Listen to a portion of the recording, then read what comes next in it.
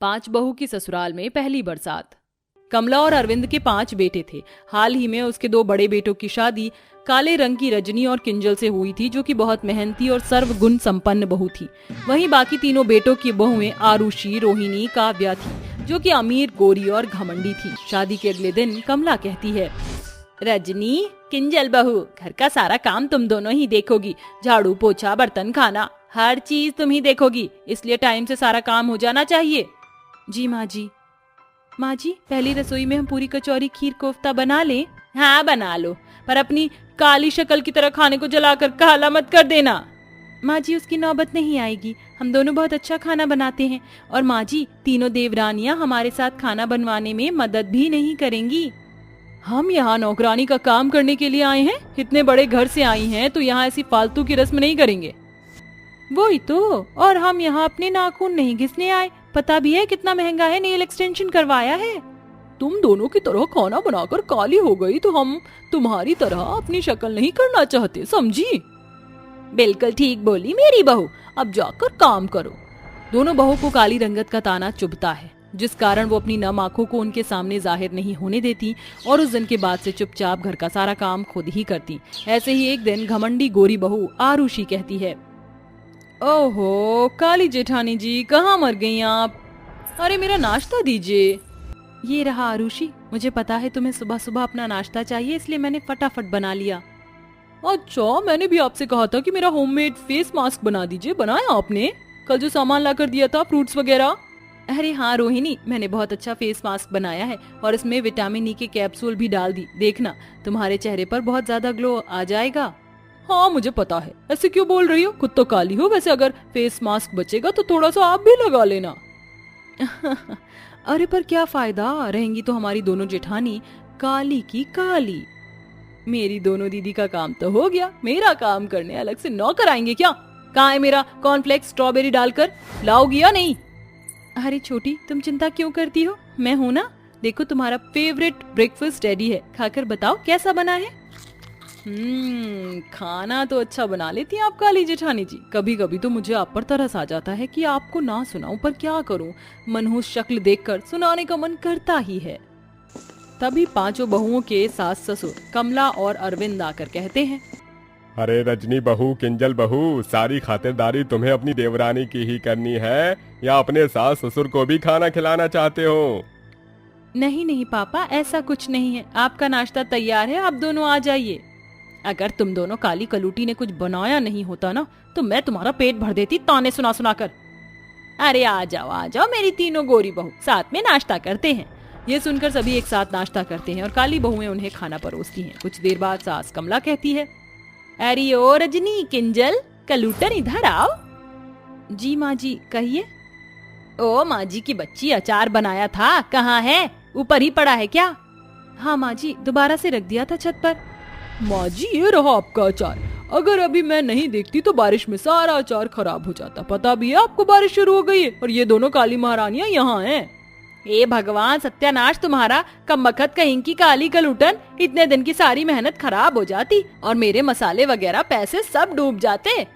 लेकिन माँ जी, जब हम ऊपर थे तो धूप बहुत तेज हो रही थी। ज्यादा जुबान न चला मेरे सामने, देखो बारिश के पानी से खिड़की से पानी अंदर आ रहा है, सफाई करो उसकी। अरे बारिश हो रही है क्या? चलो चलो बारिश में भीगने चलते हैं, बहुत मजा आएगा। अरे बारिश का मौसम हो रहा है और हम पकौड़े न खाएं। किंजल बहू जाओ, बना कर ले आओ। जी पापा जी। बारिश को देखकर कमला की तीनों गोरी बहू बारिश में जाकर मजे करते हुए भीगती हैं। वहीं एक बहू पकौड़े तलकर सास ससुर को खिला रही थी, तो दूसरी काली बहू बारिश के आते पानी को साफ कर रही थी। फिर रजनी रसोई में जाती है।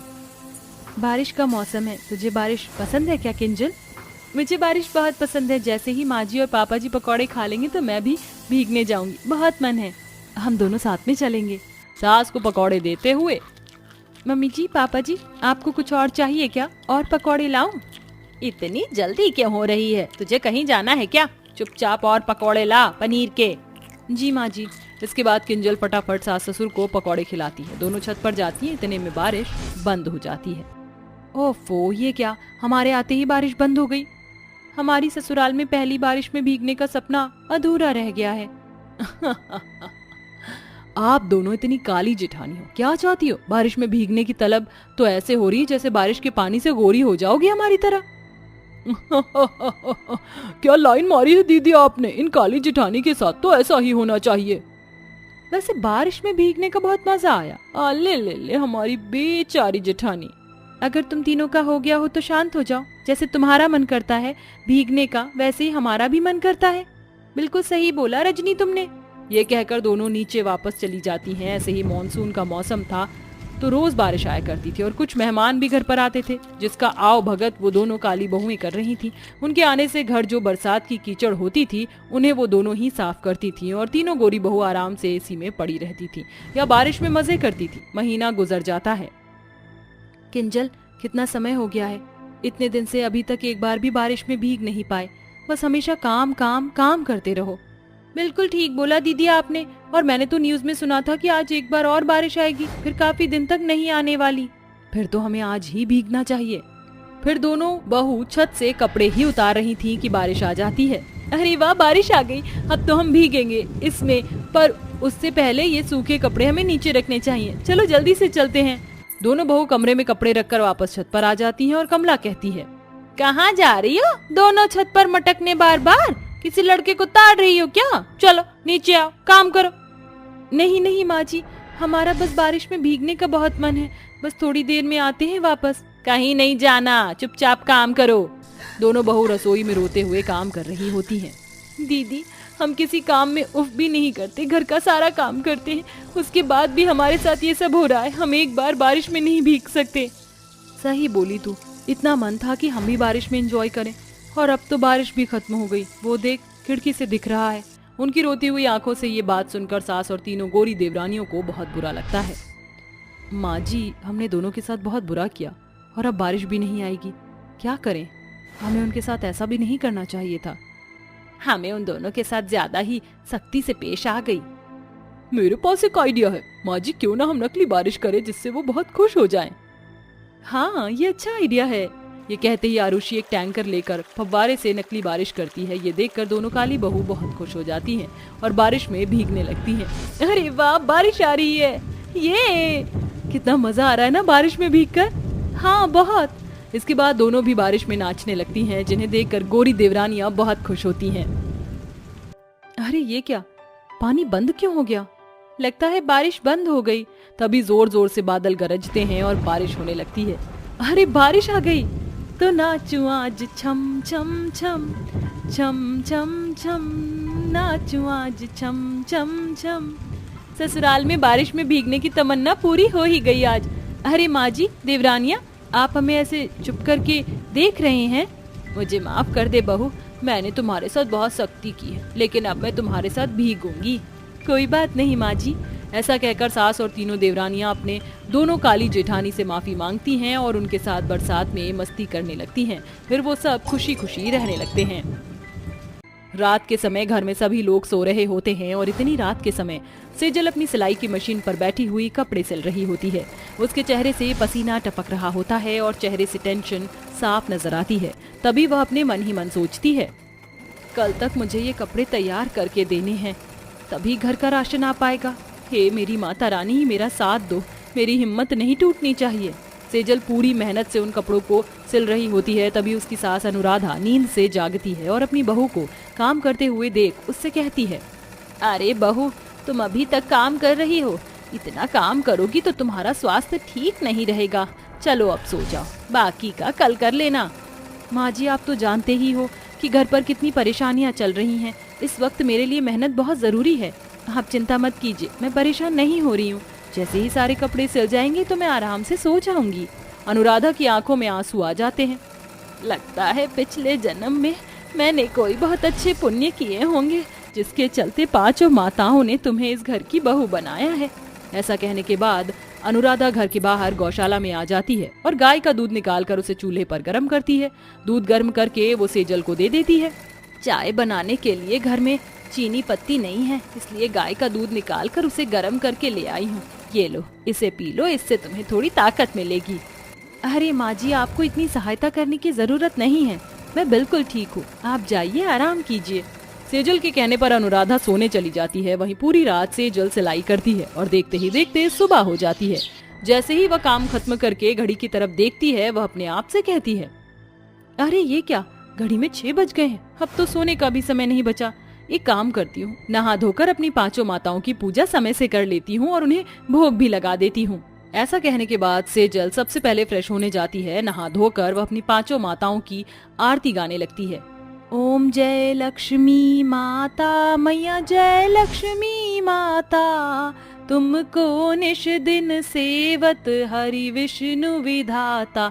ओम जय लक्ष्मी माता, ओ मैं तो आरती उतारूं रे संतोषी माता की। अम्बे तू है जगदम्बे काली, जय दुर्गे खप्पर वाली, तेरे ही गुण गाएं आरती ओ मैया, हम सब उतारे तेरी आरती।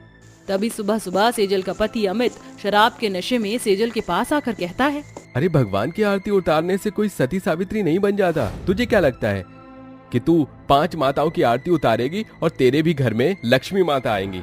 अरे तू कुल्टा है, कुल्टा, और मेरे पैर की धूल। अब ये ड्रामा बंद कर और फटाफट मुझे पैसे दे। हाजी आप कैसी बातें कर रहे हो? मेरे पास एक फूटी कौड़ी नहीं है। आपको पता है घर के अंदर राशन तक नहीं है और आप हो कि मुझसे पैसे मांग रहे हो। अपनी माता रानी को भोग लगाने के लिए तेरे पास पैसे हैं, लेकिन मुझे देने के लिए तेरे पास पैसे नहीं हैं। सीधी तरह पैसे दे, वरना मुझसे बुरा कोई नहीं होगा। मैं सच कहती हूँ, मेरे पास पैसे नहीं हैं। अभी तो मुझे मेरी सिलाई के पैसे भी नहीं मिले हैं। लगता है तू ऐसे नहीं मानेगी, तुझे तो सबक सिखाना ही होगा। सेजल की पूजा करते हुए ही अमित बेचारी सेजल के बाल पकड़ लेता है और उसे 5 माताओं के सामने बहुत बुरी तरह मारने लगता है। उसके चीखने और रोने की आवाज सुनते ही अनुराधा वहां पहुंच जाती है और उसे बचाने लगती है। अरे बेटा छोड़ दे इसे, क्यों मार रहा है? एक तो बेचारी पूजा कर रही है, ऊपर से पूरी पूरी रात मेहनत करती है, इस घर को संभालती है, और तू इसी को मार रहा है। तुझे तो शर्म आनी चाहिए। तू इस घर का बेटा होकर भी घर की जिम्मेदारियों को समझता नहीं। ऊपर से इस बेचारी के मेहनत की कमाई भी तुम अपने शराब में उड़ा देते हो। ए बुढ़िया, अपनी औकात में रहकर बोल। अगर औकात से बाहर बोलेगी तो तुझे तेरी बहू के साथ इस घर से निकाल दूंगा। उसके बाद मत कहना कि ये मैंने क्या किया। ये क्या तमीज है अपनी माँ से बात करने की? आखिर तुम्हें हो क्या गया है? देखो अभी भी वक्त है, सुधर जाओ, वरना एक दिन तुम्हें बहुत पछतावा होगा। अनुराधा के इतना कहते ही अमित फिर से बेचारी सेजल को बहुत बुरी तरह मारना पीटना शुरू कर देता है, जिसकी वजह से सेजल बेचारी चीखने लगती है। सब कुछ इसी की गलती है। मुझे इसका बाहर आना जाना बिल्कुल पसंद नहीं। ऊपर से मुझे पैसे भी नहीं देती। आज मैं इसको नहीं छोड़ूंगा। अमित ऐसा कहकर बेचारी सेजल को बहुत मारता पीटता है। अनुराधा बुढ़िया हो चुकी थी, इस वजह से वो अपनी बहू को बचा भी नहीं पाती। अमित के जाने के बाद अनुराधा अपनी बहू से कहती है, मुझे माफ कर दे बहू, मैंने तेरी शादी अपने बेटे से करवा कर तेरी जिंदगी बर्बाद कर दी। नहीं माँ जी, शादी के बाद लड़की के ससुराल से उसकी अर्थी उठनी चाहिए, और फिर मेरी इन 5 माताओं के अलावा इस दुनिया में मेरा कोई नहीं। कैसी माताएं हैं जिन्हें तुम अपना मानती हो, जो तुम्हारी मदद तक नहीं कर सकती? दिन रात दर्जी का काम करती हो और सुबह शाम इनकी सेवा करती हो, तो फिर ये तुम्हारे बारे में क्यों नहीं सोचती? मुझे मेरी माँ पर पूरा भरोसा है। एक ना एक दिन वो मेरी मजबूरी भी समझेंगी और मेरी मजबूरी का हल भी निकालेंगे।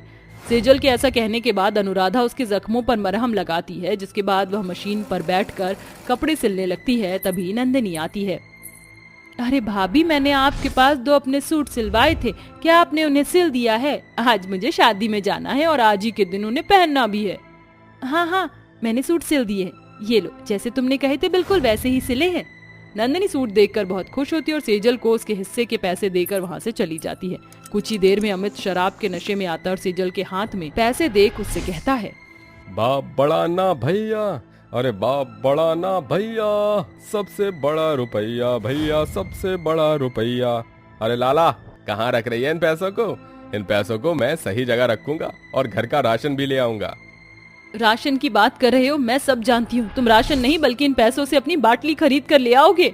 अरे पगली, तू बात बात पर गर्म क्यों हो जाती? देख, मैं प्यार से कह रहा हूँ, मैं इन पैसों का सही इस्तेमाल करूंगा और फिर घर को चलाता भी मर्द है। अगर तू पैसों को मुझे दे देगी तो क्या फर्क पड़ता है? घर का मर्द घर चलाता है, ना कि घर में काम कर रही औरतों से पैसे छीनता है। अमित ये सुनते ही आग बबूला हो जाता है और गुस्से में बेचारी सेजल को मारना पीटना शुरू कर देता है। मुझे पैसों की गर्मी दिखाती है, आज मैं तुझे नहीं छोड़ूंगा। माँ मेरी रक्षा करो, माँ मेरी रक्षा करो।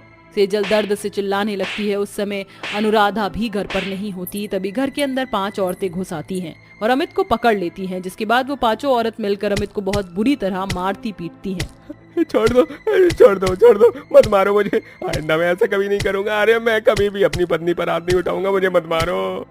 अमित के इतना कहते ही वो 5 औरतें 5 माताओं में बदल जाती हैं, जैसे दुर्गा माँ, लक्ष्मी माँ, सरस्वती माँ, संतोषी माँ और काली माँ। दुष्ट इंसान, तेरा मैं सर्वनाश कर दूंगी।